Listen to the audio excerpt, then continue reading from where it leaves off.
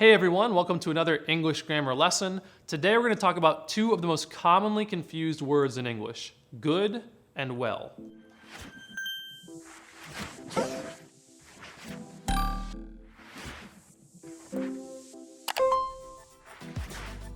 Okay, so we're actually going to start with well here. The word well is used to describe an action, something that can actually be done. It can be done physically or it can be done mentally, but there has to be an action within the sentence. And the only other rule with well is that you must also have an actor in the sentence, someone or something who can do that action. So if you have an actor and an action and they make sense together for what you're trying to say, you should be using well. Let me show you. I played well. Play is something someone can do, so it's an action. And I am the actor. I played. So I've got an actor, I've got an action, and most importantly, those two things make sense together for what the sentence is trying to say. So because of that, we use well. She didn't sleep well last night. The action here is sleep. Sleep is something a person can do. And she is the actor. She was the one trying to sleep. So I have an actor, I have an action, and again, they make sense together for what the sentence is trying to say, so I use well. My computer still works pretty well. The action here is works.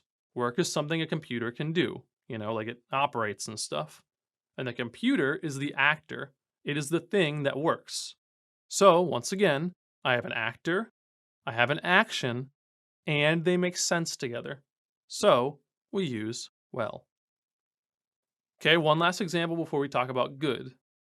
He seems to be doing well. The action here is doing, living, existing, going about one's life. And he is the actor. He is doing. So, I have an actor, I have an action, and they make sense together. So, you know what that means. We use well. So, remember, we use the word well to describe an action, but that action must be associated with an actor, someone or something who could actually do that. All right, now let's talk about good. Good does not describe the quality of actions. Good only describes the quality of nouns, of people, places, things, and ideas. Like this: I'm not very good at basketball. So in this sentence, I'm just describing my ability, my level. There's no action taking place. No one's actually doing anything in the sentence. No one's playing basketball. We're just talking about how skilled I am. So we use good. She's a good nurse. Same thing is true here. We do have an actor, she, but there's no action. There's nothing that she's actually doing. Instead, we're just describing how talented she is at nursing. So we say that she is good. My grades are pretty good right now. Once again, we've got an actor, the grades, but they're not doing anything. There's no action in this sentence. We're just talking about the quality of my grades. So we say good. Now, because of this whole quality thing, good is also used with your five senses. The soup tastes good. Now, some of you might be thinking, wait a minute, we have an action here. Taste. Taste is an action. You can do it. You can taste things. So shouldn't we use well?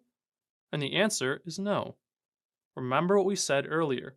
In order to use well, you must have an actor that goes with that action and makes sense. So tell me, what would your actor be in this sentence? The soup? So you're telling me the soup is the one doing the tasting. Like the soup has a tongue and it's going around tasting stuff. Now, there's no action that makes any sense here. We're just describing the quality of the taste. No one's actually doing any active tasting in the sentence. That picture doesn't look good. Same thing here. Yes, look is an action. It's something we can do. We can look. But what's the actor? Picture? So the picture is looking at stuff with its little picture eyes or something? No, that's not what this sentence is trying to say. This sentence is talking about the quality of the picture. No action, so we use good. Okay, so we're going to jump into some examples now. Just remember, with well, we need an actor and an action, and they must make sense together. And with good, we're just talking about the quality or the level of a noun, not an action. You don't listen very good, or you don't listen very well. Okay, so what have we got? Well, I see an action in listen. You can do that, you can listen. So let's see if we have an actor that makes sense with that. Well, I see the word you. Can you listen? Yeah. And does that make sense with what the sentence is trying to say? Sure. So we use well. You don't listen very well. I didn't know her that good, or I didn't know her that well. All right, same thing. Check for an action. I see the word know. Now that's something you can do with your mind, but it's still an action. It's something that can be done. Question is, do we have an actor that makes sense with that? Well, I see I. Can I know things? Sure. And does that make sense with what the sentence is trying to say? Yeah. I didn't know her. I didn't know her that well. Moving on. Those cookies smell really good, or those cookies smell really well. Okay, so you know the drill. Check for an action.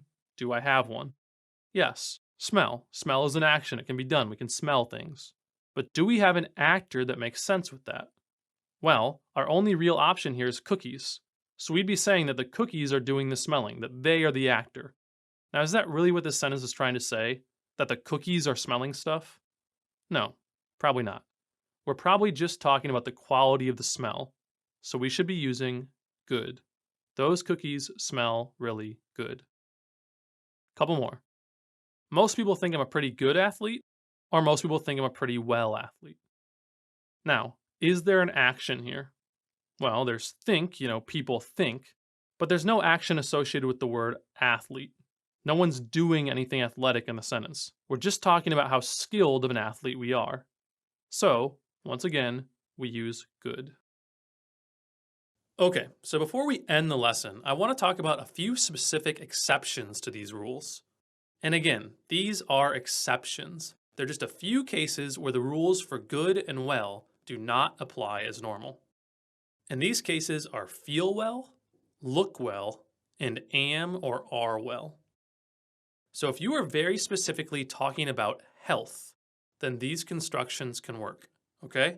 Health only. Because normally, you wouldn't want to say, I don't feel well, because normally, well goes with actors and actions.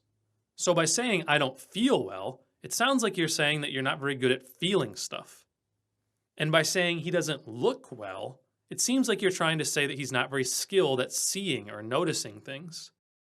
And then there's I am well or are you well, neither of which has any action at all. So if it was a simple matter of quality, you'd want to use good, right? Exactly. And that's why these are exceptions, because they do not follow the rules. Okay? So once again, if you are talking very specifically about health, you've got a headache, your stomach hurts, you've got the flu, if you are talking about health, then, and only then, can these sentence constructions actually work. So if someone asks how you're feeling, and it's obvious that they're asking if you're sick or not, you could in fact respond with, I am feeling well, or I am well. But just know that in pretty much every other situation, you'll probably want to use good. Like if someone's asking about your day, or your mood, or really anything else aside from your literal health, then you would say, I feel good, or I'm good, okay? So in these very specific situations, if we're talking about actual health, the word well can function as an adjective and can actually make sense. I feel well, I don't feel well, I am well, are you well, you don't look well, okay? But only with health. Otherwise, use good. And again, one last time, these are exceptions. They are not the norm. Normally, statements of quality use the word good, and well is an adverb that is only used with actors and actions. Cool. Well, whether you came here for a refresher or are just now learning this stuff for the first time, I hope this video helped. Be sure to check out the free practice down in the description, and we'll see you next time. Thanks.